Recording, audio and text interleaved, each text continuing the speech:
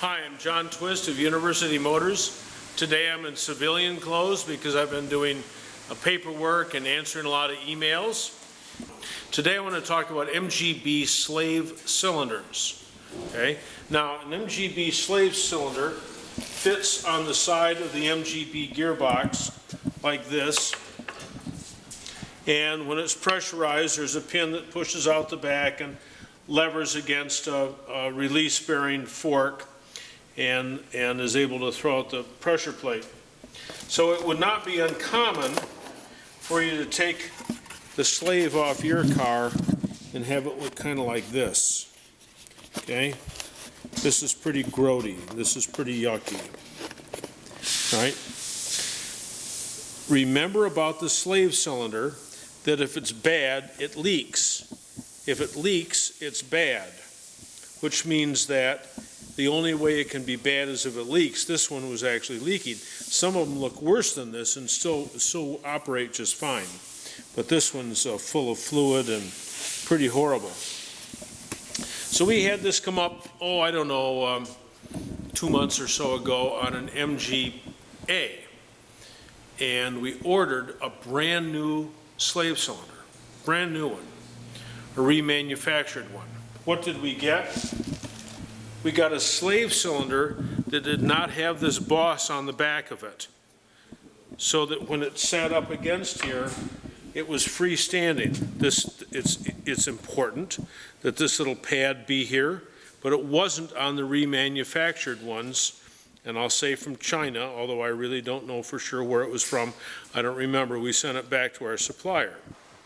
Additionally, and more frustratingly, with the new one, when this thing is sitting on the side of the gearbox like this, the bleeder is right at the very top of the cylinder. So when you open the bleeder and press, it pushes the fluid in here and pushes the air out. The new slave cylinder, the bleeder hole was not at the top of the slave. Therefore, you couldn't get all the air out. I mean, come on. Anyway, we rebuild slave cylinders. Looks almost brand new. And the nice thing about this one is it works. Okay? It works. It's got this on it.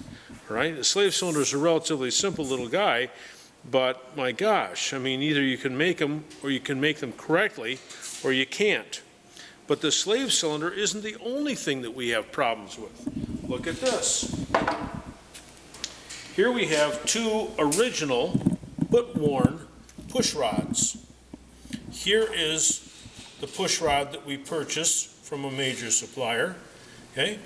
And just so that there's no question, here's another one, the same one. Made in China, it says. Look, they're what, 1/4 of an inch longer. Now that may be okay. That may be okay. They may work just fine. Now we have yet to install one of these. They probably do work just fine. But they're not correct. They're not correct. I mean, help me out. Why would you go to all the trouble of making a part and then sell it to your consumer without it being correct?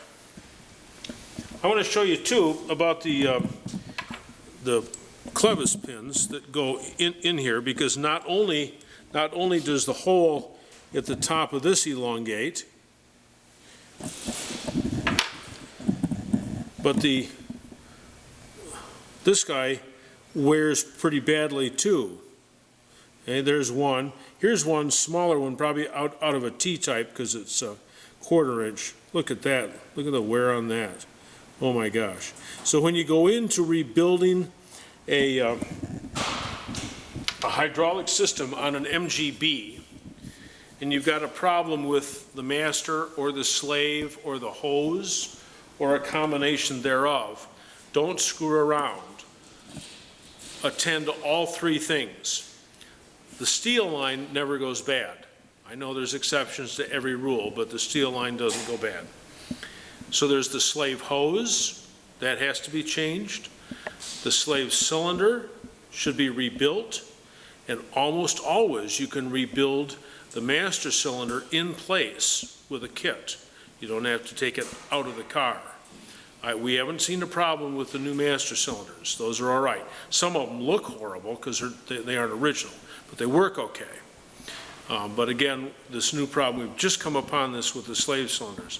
If you have questions about your clutch, how it works, what to look for, whether you've got a problem engaging or disengaging the clutch or the gearbox, give me a call during technical time. I'm more than happy to help you out and see what I can do to make MG driving more fun and more exciting for you. Again, questions on the MGB clutch, give me a call. Thanks for your comments. We'll tune in later.